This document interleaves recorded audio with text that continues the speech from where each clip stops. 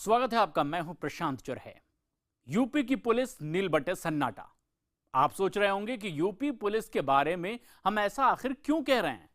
रोज रोज ऐसी तस्वीरें आ रही है जो हमें ऐसा कहने पर मजबूर कर रही है। नई तस्वीर यूपी के बुलंदशहर से आई है, जहां पुलिस की मॉक ड्रिल में कई थानेदार, सीओ और बुलंदशहर के एसएसपी सही से एंटी रायट वेपन तक नहीं चला पाए। देखने को मिला कि इंस्पेक्टर हो या फिर एसएसपी, इनसे बंदूक तक नहीं चली।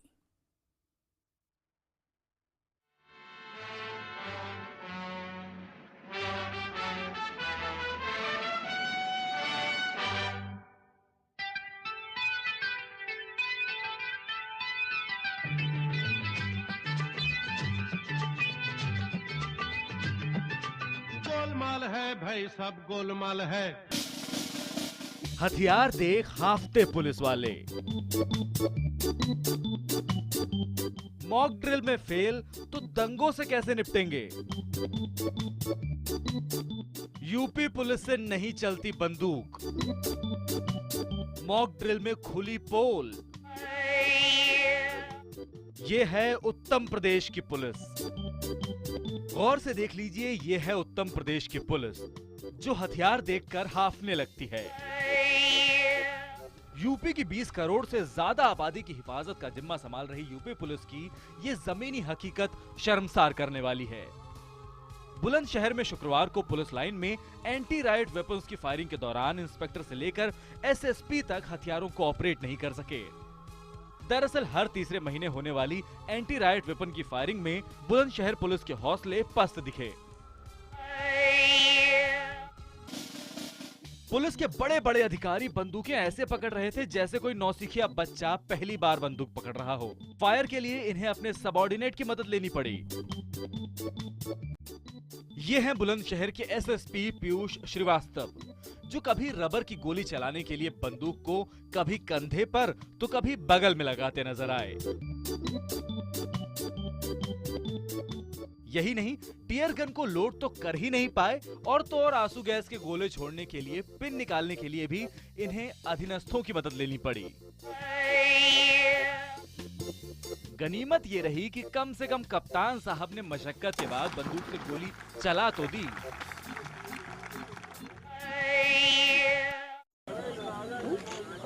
हेलीपैड की ईटा दिखाई पड़ी है, सीधा मारो। उससे बस ये कॉन्फिडेंस बढ़ाने के लिए होता है फोर्स को कि जो मेरे पास असला है ये काम करता है कि नहीं। जब वो खुद फायर कर लेते हैं तो उन्हें संतोष करता है। केवल कप्तान ही नहीं, हमेशा फील्ड में रहने वाले कई सीओ बंदूक से फायर नहीं कर सके। महिला सीओ साहब को तो फायर करने में 2 लोगों की मदद लेनी पड़ी। झटका मारो, झटका हो गया मैम, हो गया। और आगे थोड़ा मैम, आगे करके टिकाओ, शोल्डर पर टिकाओ।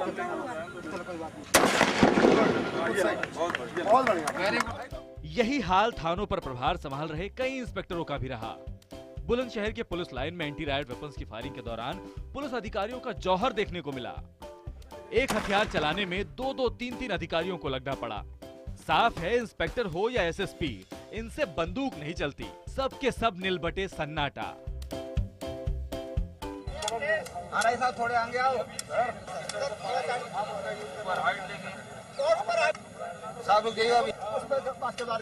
बास्केटबॉल पे आप ज्यादा नीचे है ना सर। विडंबना ये कि एक तो पुलिस वालों के पास आधुनिक हथियार नहीं हैं, और जो हैं भी, उन हथियारों को ये पुलिस वाले चलाना नहीं जानते। जिस पुलिस को बंदूक लोड करना भी नहीं आता हो, वो हमारी आपकी हिफाजत क्या करेगी। जिस पुलिस से गोलियां भी ना चलती हो, वो कानून व्यवस्था की जिम्मेदारी कैसे संभालेगी। सवाल ये है कि ये पुलिस वाले इमरजेंसी के वक्त बलबाई और हंगामा करने वाले असामाजिक तत्वों को कैसे रोक पाएंगे।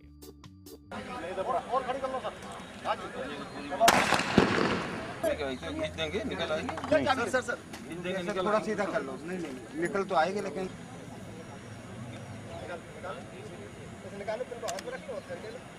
और आगे थोड़ा भाग के आना।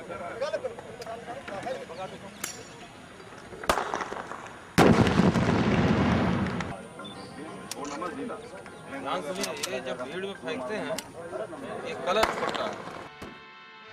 हैरानी की बात यह है कि यूपी पुलिस के फिसड्डीपन की ऐसी तस्वीरें आए दिन अलग अलग शहरों से आती रहती हैं, लेकिन यूपी पुलिस सुधरने का नाम नहीं लेती। और हकीकत ये कि देश का एक बहुत बड़ा सूबा ऐसी ही फिसड्डी पुलिस के भरोसे चल रहा है। Bureau report IBN 7। गोलमाल है भाई सब गोलमाल है। तो बुलंदशहर पुलिस का हाल तो आपने देख लिया, अब आपको दिखाते हैं यूपी के ही कन्नौज पुलिस का हाल। यहां भी मॉक ड्रिल के दौरान जवानों ने तो काबिलियत दिखाई और उससे पूरी फोर्स पर सवाल खड़े हो गए।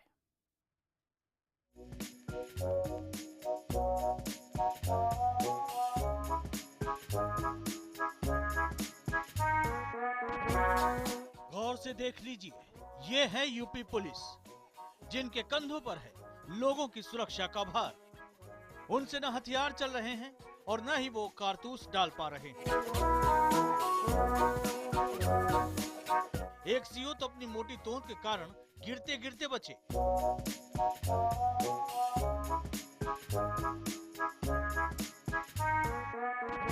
यूपी पुलिस जनता की सुरक्षा में कितनी सक्षम है, इसकी हकीकत उस वक्त सामने आ गई जब कानपुर जोन के आईजी साहब निरीक्षण करने पहुंचे।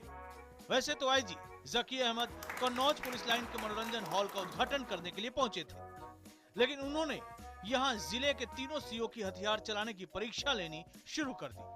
उन्होंने तीनों सीओ को एंटी राइट और रिपीटर गन चलाने को कहा, लेकिन इसके बाद जो हुआ उसकी आईजी साहब को बिल्कुल उम्मीद नहीं थी। तो देखो लास्ट में क्या रखा है, आखिर क्या है, क्या होगा है क्या बताइए तो इससे इस्तेमाल होगी। 12 बॉडी करेगी सर, चलाएंगे सर 12 बड़ी चलाएंगे। हाँ वो पंप एक साथ क्या है, क्यों चलाएंगे भाई आपको? 12 के लिए दूसरों को चलाएंगे आप? नहीं, कहीं भीड़ हो रही हो तो भीड़ के लिए चलाएंगे। अच्छा, भीड़ के लिए इसको चलाएंगे, क्यों भीड़ के लिए चलाएंगे? इसके छर्रे जाएंगे। छरे जाएंगे? कहाँ छरे आएंगे? अगर टारगेट बनाएंगे आगे के लिए तो कई जगह आगे फैलेंगे। कौन छरे से चलेंगे? 12 बॉडी कल क्या 12 को सर्विस करेक्शन करके बताइए जो करना है, क्या जरूरत पड़ी, कब जरूरत पड़ी, कैसे करेंगे, पूरा काम करिए। चलिए पूरा काम करिए।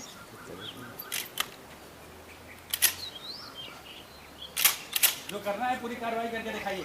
एक कब इस्तेमाल होगी, इस्तेमाल जरूरत पड़ेगी, आप करिए, क्या करेंगे? अरे छोड़ो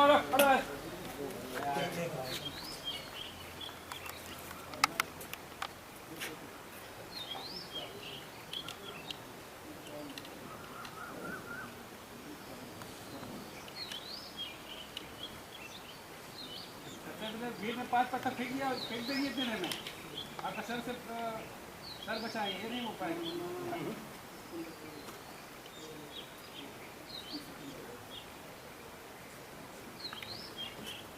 कई बार कर चुके हैं सर इसको।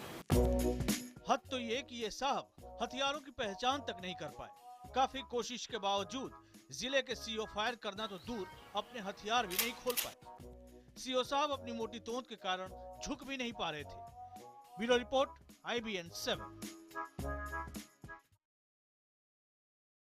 वक्त एक ब्रेक का है, कुछ और खबरें ब्रेक के बाद।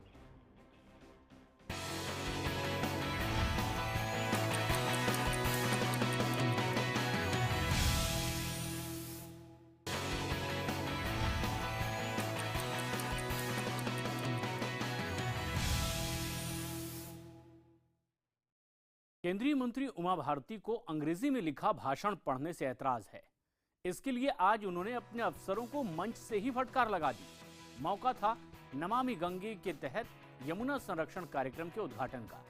दिल्ली में हुए इस कार्यक्रम में मंच पर दिल्ली सरकार के मंत्री कपिल मिश्रा भी मौजूद थे। कार्यक्रम के उद्घाटन के बाद मंत्री महोदया को भाषण पढ़ने के लिए दिया गया। उमा भारती ने किस तरह अपनी नाराजगी का इजहार किया, आप भी देखिए।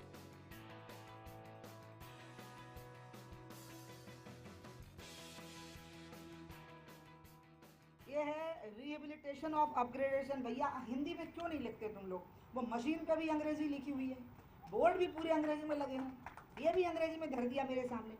ऐसा नहीं कि मैं अंग्रेजी पढ़ नहीं सकती, लेकिन यमुना के किनारे जो लोग रह रहे हैं वो कौन सी भाषा बोलते हैं आप ये तो बताओ मेरे को। यहाँ भी यमुना के किनारे जो लोग रह रहे हैं ये पता नहीं क्या हो गया, हम आपस में भी हिंदी बोल रहे थे, और मैं अपने डिपार्टमेंट के लोगों को आज खुलेआम ही कहूँगी, आगे से मुझे आप अंग्रेजी में दिखाइए साहब, आपको जरूरी है, लेकिन साथ में हिंदी होनी चाहिए।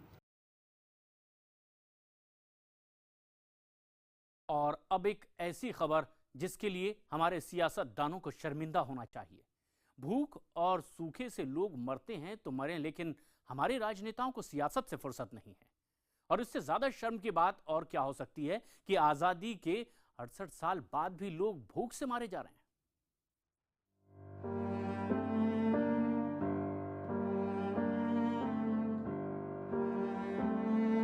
भूख बोलने और सुनने में जितना छोटा शब्द उतना ही खौफनाक। उत्तर प्रदेश में सूखे के हालात इस कदर भयावह होते जा रहे हैं, इसका अंदाजा इसी बात से लगाया जा सकता है कि पिछले 4 दिनों में 3 लोगों की भूख से जान जा चुकी है। बुंदेलखंड के ललितपुर का सुखलाल मर गया, उसकी जेब से सूखी रोटी मिली है। बताया जा रहा है कि सुखलाल के पास 4 एकड़ खेती की जमीन थी, जिससे वो अपने परिवार का भरण पोषण करता था। परिवार के मुताबिक सूखे के चलते खेती बर्बाद हो गई थी, जिसके बाद सुखलाल मजदूरी करके परिवार का पेट पाल रहा था। कई महीनों से उनके घर को सरकारी राशन भी नहीं मिला था। हम आपको दिखा रहे हैं ललितपुर के गुगुरवारा गांव की तस्वीर, उस घर की तस्वीर जहां के एक शख्स की मौत हुई है। सुखलाल का ये घर है और सुखलाल की मौत ललितपुर में हुई है।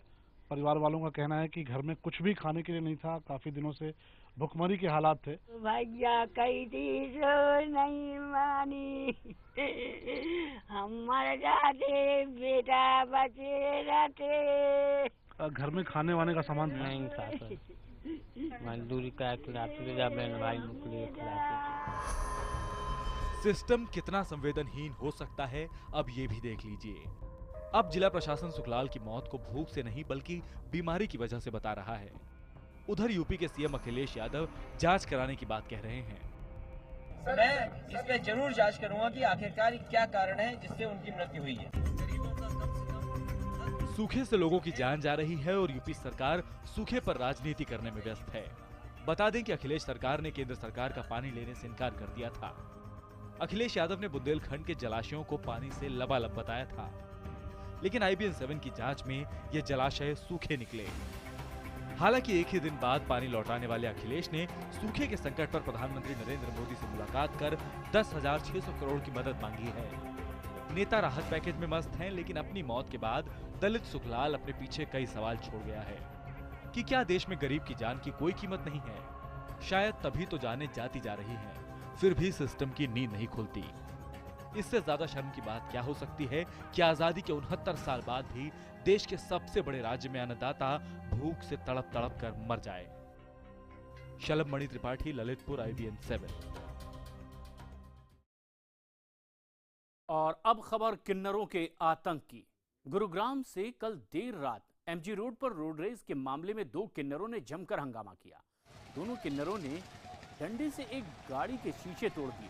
देर रात 1 बजे जब बार और पब से भीड़ बाहर निकली तो सड़क पर SX4 कार और स्विफ्ट कार के बीच मामूली सी टक्कर हो गई, जिसमें SX4 कार का शीशा टूट गया। इस पर SX4 चला रहे युवक ने स्विफ्ट कार चालक को ढंग से कार चलाने के लिए कहा। इतने में स्विफ्ट कार से उतरकर 2 किन्नरों ने हंगामा शुरू कर दिया और देखते ही देखते दोनों ने युवक की कार को डंडे से तोड़ दिया। कार तोड़कर दोनों किन्नर फरार हो गए और ये सब हुआ पुलिस की मौजूदगी में। पीड़ित युवक ने सेक्टर 29 के थाने में रोड रेस का मामला दर्ज कराया। और ये तस्वीरें आप देख सकते हैं, रात 1 बजे किस तरह से बीच सड़क पर इन किन्नरों ने जमकर हंगामा किया। ना सिर्फ हंगामा किया बल्कि टोकने वाले उस युवक के साथ क्या व्यवहार किया ये भी कैमरों में कैद हुआ।